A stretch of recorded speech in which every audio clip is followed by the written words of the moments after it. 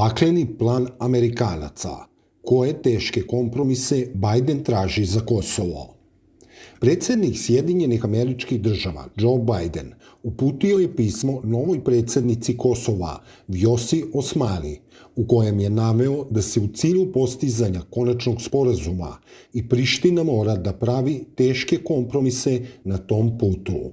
Kosovski analitičari navode za portal Nova RS da Bidenovo pismo pokazuje da je očito došlo do finalizacije normalizacije odnosa sa Srbijom, te da se od kosovskih vlasti traži formiranje zajednice srpskih opština ili promjena granica, dok srpski podsjećaju da je zajednica srpskih opština već predviđen Briselskim sporazumom i da to nikako ne može da bude kompromis.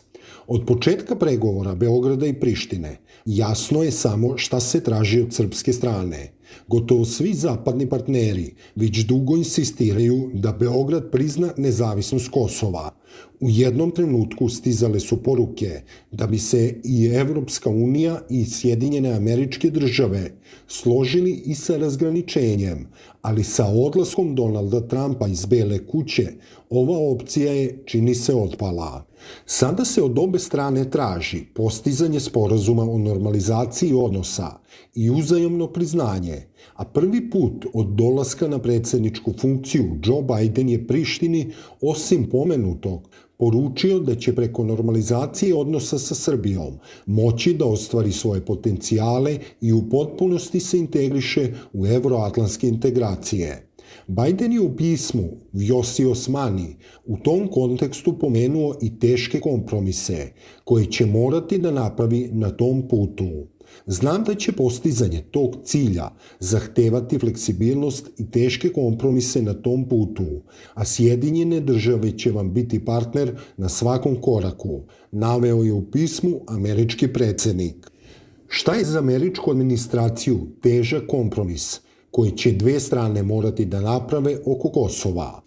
Analitičar iz Prištine Nedžmedin Spahiju navodi za Nova RS da kada je u pitanju Beograd, težak kompromis je priznavanje nezavisnosti Kosova, dok će za Prištinu to biti nešto što će morati da ustupi kako bi dobila priznanje Beograda. Šta bi to moglo da bude? To je stvar pregovora.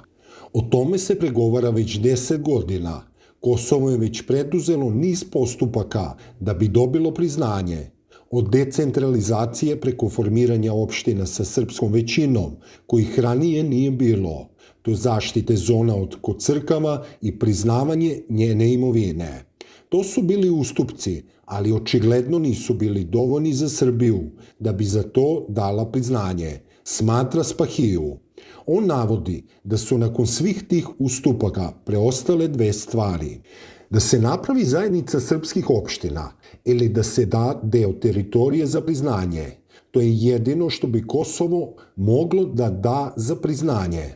Treće može da bude još samo novac. Promjena granica ne bi trebalo da dolazi u obzir. To bi bilo opasno i za zemlje regiona, za Makedoniju, pa i za samu Srbiju zbog Vojvodine i Sandžaka.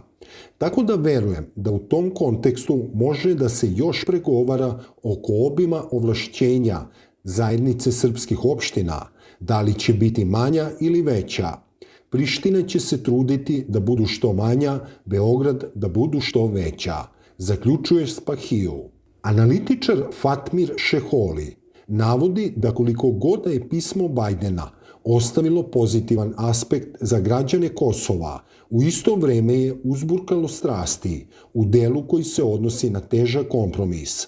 On za Nova RS kaže da to, po svemu sudeći, znači da je jednostavno došlo vreme finalizacije normalizacije odnosa sa Srbijom.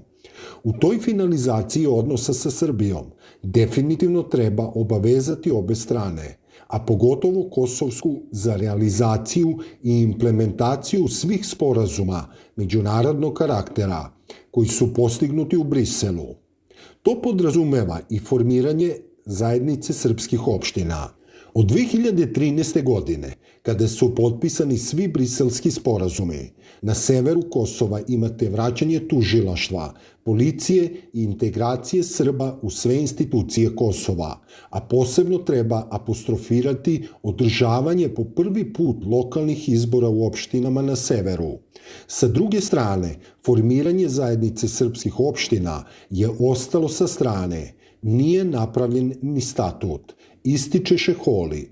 On navodi da misli da je predsjednik Biden mislio na tu komponentu koja i dalje rovari i stoji na mestu. Ja sam izuzetno skeptičan da postoji mogućnost da Srbija prizna Kosovo, jer je Kosovo i dalje u preambuli srpskog ustava, kao sastavni deo Srbije. Bio sam na jednoj televiziji na Kosovu i upravo je ovo bila tema, gde smo rekli da Biden nije džabe rekao da treba imati teške kompromise. Ne znam šta bi drugo bilo kompromis, naglašava Šeholi. Milivoje Mihajlović, bivši direktor Kancelarije za saradnju sa medijima u vladi Srbije i novinar sa Kosova, kaže da ne zna šta bi to mogao da bude težak kompromis, ali smatra da zajednica srpskih opština nikako ne može da bude kompromis u pregovorima sa Prištinom. Zajednica srpskih opština je bila predviđena Briselskim sporazumom, koji je podrazumevao uključivanje Srba sa severa u kosovske institucije. Srbi su se uključili u politički život, a nisu dobili zajednicu srpskih opština. Tada je prvi put prodata zajednica srpskih opština. Drugi put se isto dogodilo kada su se uključili Srbi u pravosudni sistem i sad bi Srbi u nedogled trebalo da kupuju zajednicu srpskih opština, da je nikad ne dobiju, navodi Mihajlović. On dodaje da mu se čini da je zajednica srpskih opština uslov za nastavak dijaloga. Mislim da je Priština u pregovore ušla sa ciljem da dobiju nezavisnost, a srpska strana da povrati uticaj na Kosovu. Mislim da u Beogradu nema političara koji će priznati nezavisno Kosovo, jer to bi značilo političku smrt ako to bude uradio. Nezavisno Kosovo ne rešava problem, već stvara novi problem, kao i podela Kosova, zaključuje Mihajlović. Kako su objavili prištinski mediji, sledeće nedelje u Brisel bi trebalo da stignu predsjednik Srbije Aleksandar Vučić i kosovski premijer Aljbin Kurti. Kako je preneo list Reporteri, sastanku će prisustvovati visoki evropski zvaničnici. Očekuje se da će Vučić prvi otići u Brisel, a posle njega i Kurti. Na sastancima će se razgovarati o mogućnosti nastavka dijaloga i stvaranja okvira za taj proces, rekao je izvor. Nakon posete Briselu, očekuje se da će Kurti i Vučić narednih nedelja otići u zvanične posete Parizu na poziv francuskog predsjednika Emanuela Macrona.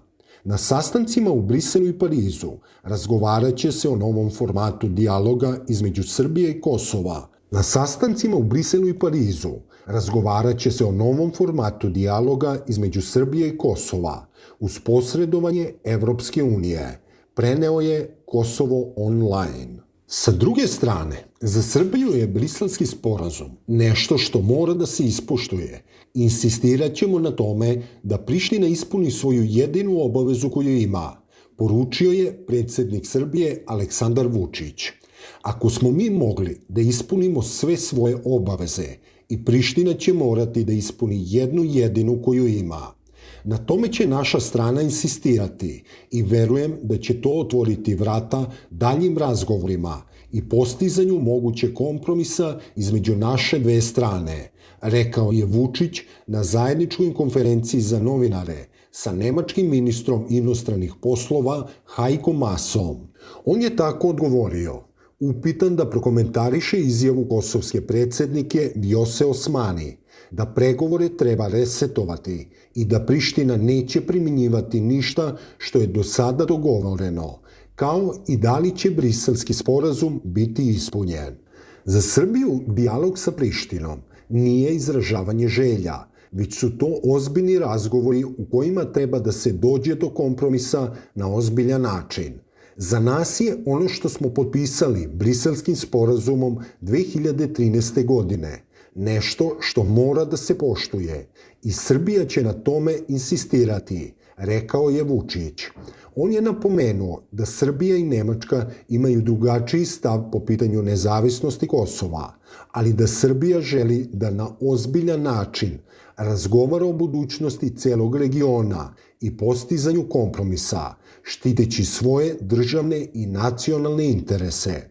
Srbija to želi, kako je rekao Vučić, u najboljoj veri, bona fide, i na najbolji način kako bi pokušala da obezbedi dugotrajan mir i stabilnost u regionu. Vučić je još rekao da ne očekuje pritiske, već razgovore o budućnosti Srbije u Briselu. On će u nedelju otputovati u Brisel, gdje će se sastati sa zvaničnicima Evropske unije. Nemačka snažno podržava dijalog Beograda i Prištine pod okriljem Evropske unije, rekao je predsjednik Vučić nakon razgovora sa nemačkim ministrom spoljnih poslova Heiko Maasom. Heiko Maas je rekao da dijalog treba da se nastavi, da je važno da se ostvari normalizacija odnosa i da je jedan element tog dijaloga i postizanje sporazuma u kom će Srbija priznati Kosovo, ali to nije ponovio u Beogradu. Gostujući u dnevniku RTS-a, predsjednik Aleksandar Vučić je rekao da je to nemačka želja od 2008. godine i nije ništa tajno. Oni su svi prihvatili narativ Prištine. Mi moramo da budemo svesni da nam je Nemačka jedan od ključnih partnera i moramo da vodimo računa o svakoj reči. Oni će biti na strani Prištine. Isti je slučaj sa Sjedinjenim Američkim Državama. Nema za nas velikih iznenađenja, istakao je Vučić. On je još rekao da ga brine izjava Osmanijeve, da žele resetovanje dijaloga. Dodao da u Prištini maštaju o tužbama za genocid i ne razumeju da je kompromis nešto drugo. Mi ćemo se suprotstaviti borbenošću, energijom i štiteći nacionalne interese Srbije, rekao je Vučić. Vučić u nedelju putuje u Brisel, gde ga očekuju važni razgovori sa Charlesom Michelom, Josepom Borelom, Ursulom von der Leyen. Ne očekujem pritiske, već razgovore o budućnosti Srbije. Očekuju nas razgovori. Biće to znak poštovanja, ali moramo da znamo koje su ključne zemlje članice. Podvukao je predsjednik Srbije. Nisam imao lako i lepo provedeno vreme u Briselu. To je teško vreme za nas, ističe on. Štitimo interese Srbije u ne tako lakom vremenu i smatra da su naredni dani važniji, te da su susreti u Briselu i nastavak dijaloga strahovito važni. Podsjećanja radi, pored Grčke, još 4 države članice Evropske unije nisu priznale Kosovo. To su Španija, Slovačka, Rumunija i Kipar. Nakon nedavno održanog Kosovsko-grčkog ekonomskog foruma, izgleda da Atina neće u skorije vreme promeniti svoj stav prema nezavisnosti Kosova, prenosi Ekonomija online. Kao što vam je poznato, Grčka ne priznaje Kosovo i njen stav ostaje nepromenjen. Istovremeno, dobro je poznato da je Grčka sledila konstruktivan pristup prema Prištini, pozdravljajući Kosovsku kancelariju za trgovinu i ekonomiju u Atini i radeći sa Kosovom na unapređenju saradnje u nekoliko oblasti, rekla je šef Grčke kancelarije za vezu u Prištini Hrisula Aliferi za TV Kljan Kosova. Pored Grčke, još 4 države članice Evropske unije nisu priznale Kosovo. Dakle, to su Španija, Slovačka, Rumunija i Kipar.